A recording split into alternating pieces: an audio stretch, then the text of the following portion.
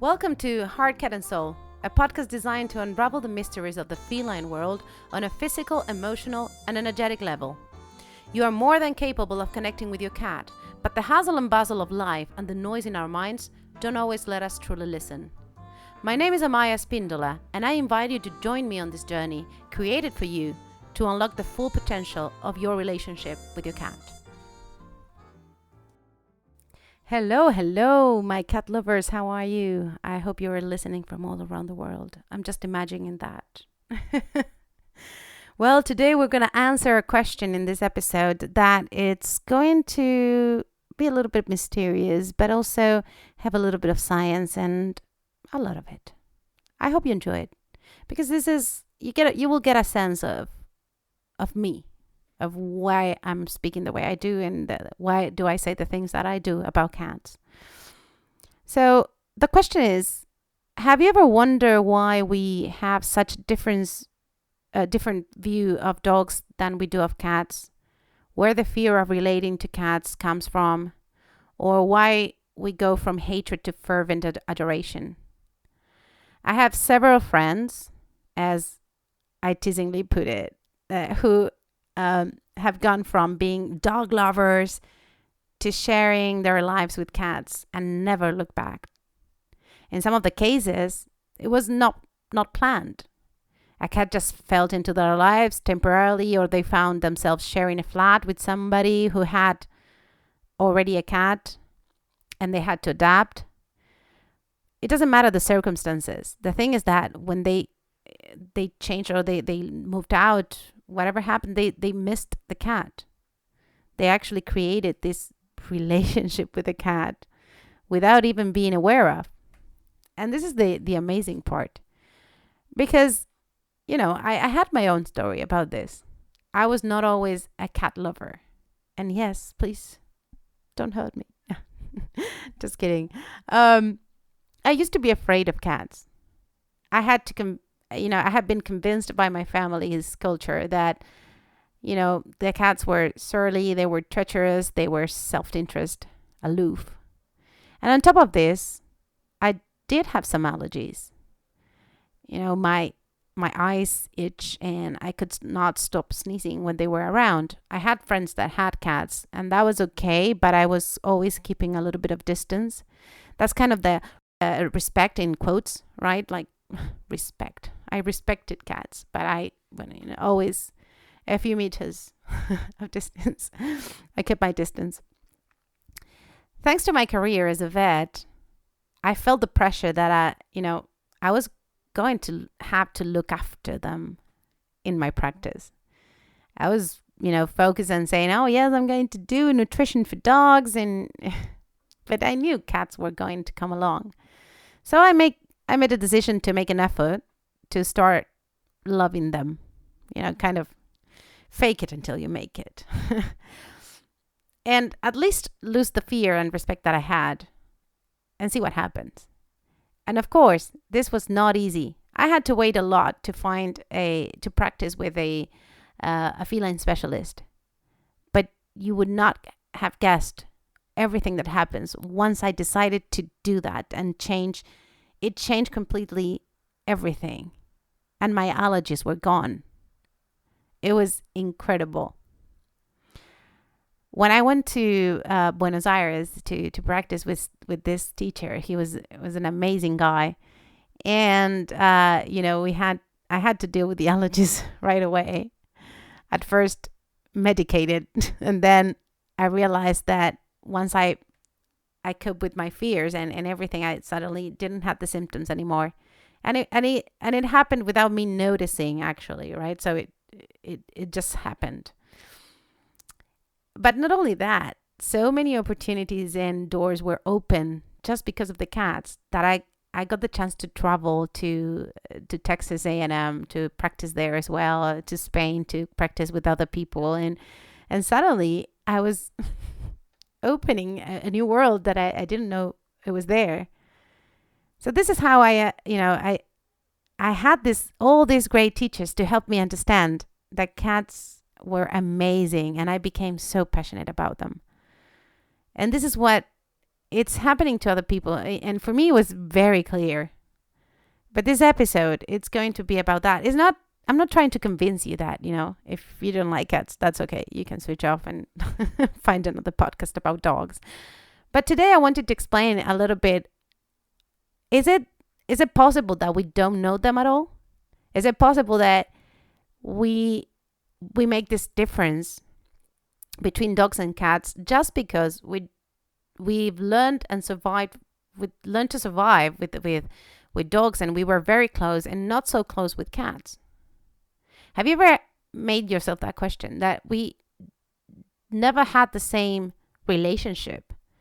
And maybe that's the root of the problem. And nowadays, still, there are certain things that I see, even in science, that keep putting the cat in a position that I don't think is the best one.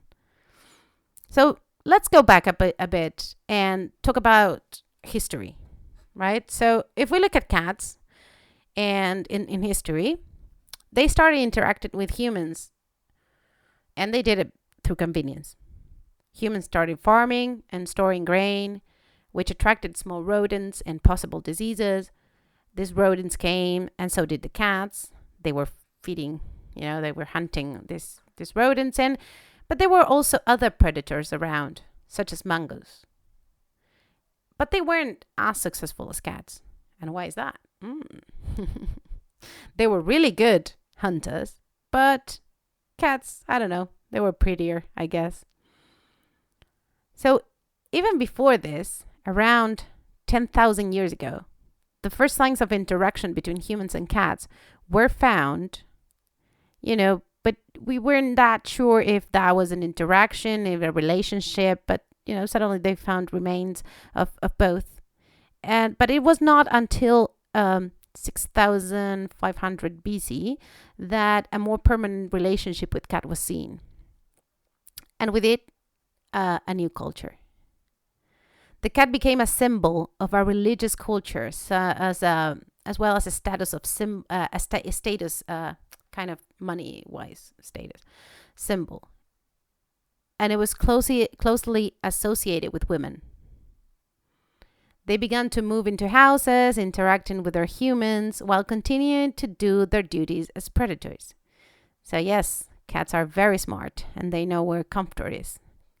They like to feel comfortable, safe, and yeah, if I have to hunt and do what I like, what more can I ask to this life, right? And on the other hand, if we look at dogs, dogs have evolved with humans, and that's a completely different, because we felt safe. The dog is a faithful companion that helped the human to survive, working and collaborating together. It allowed us to stay in a place and harvest and cultivate and harvest everything. It allowed us not to be so nomad and move around. And that makes a completely different relationship. Because in a way, you feel, it's like your little sister. You grow with him. It's not a symbol that you put, on top of something, and a religious, or a symbol of money, or a symbol of good or evil, or whatever you want to name the cat.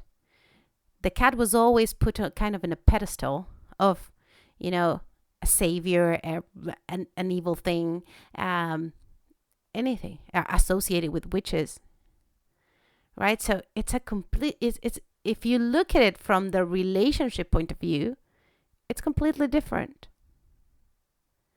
And this is what makes a complete difference when we deal with them. With dogs, we do much more things. We even train them. Yes, we do that with cats as well, but with cats, it's completely different. You have to bribe them. To go, oh, well, you want me to grow? Okay, yes, all right, I'll do it. But as a way to see this, for me, this, the cat has always been this kind of symbol, whether for good or bad.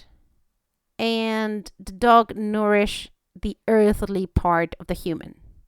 So I like to think that cats are in our spiritual path, and dogs allowed us to walk the earthly path.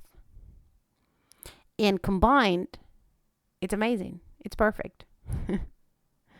So I like dogs as well, as you can see. Um, but that's not the point in this episode. The point is to try to find why we love or hate cats, and not trying to actually be with them and present and understand those feelings. Because when we understand that cats have gone from this passion to hatred, depending on which religion existed at the time, we know that in the future, our relationship with them may change again. Also, it is understandable on a cultural level why we believe in the bad luck of black cats, as well as the adjectives that we use for them. By the way, black cats are the best. So if we see this in the sense of, okay, cats were symbols, and symbols are admired and not necessarily understood. And sometimes we may be afraid of the idea that we have of them. You know where I'm going through with this? It's kind of the way that I felt. I was convinced that cats were, treacherous, and they were self-interest. But I never experienced that with a cat. I was never attacked at the moment. Culturally, I assumed that was the truth, until I had the chance to actually live with one. And this is what happens to most people. When somebody says that they don't like cats, they actually never lived with them. Sometimes they had cats around outside and they were hunting but you never actually had the time, dedicated the time to actually build a relationship with the cat. And when you finally do, you realize that there's so much more.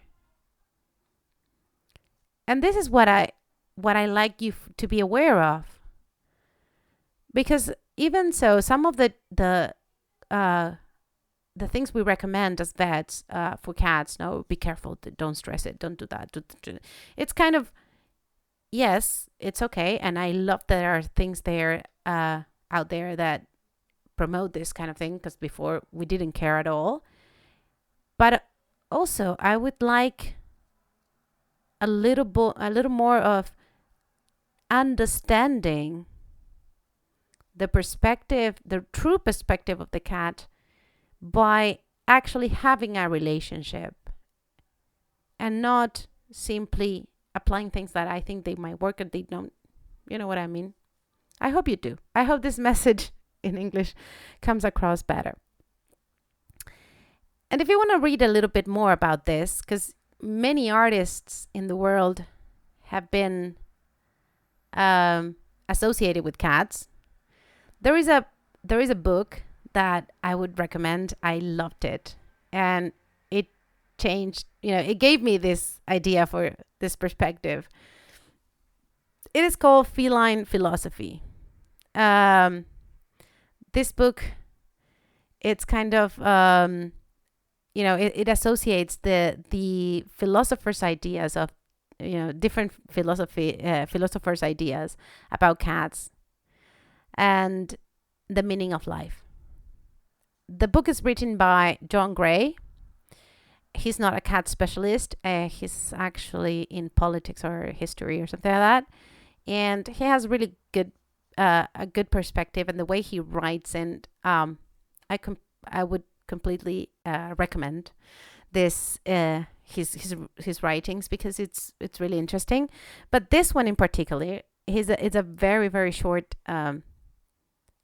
book with a lot of insights about different philosophers in different times, with completely different perspectives. Some of them religious, some of them with no religious at all. And then you get this meaning of life and how cats live and why we should learn things from cats. And the best part of this is that John Gray gets the idea of, there are things that we should change from the human perspective and try to be more as a cat for that. And that could improve our lives.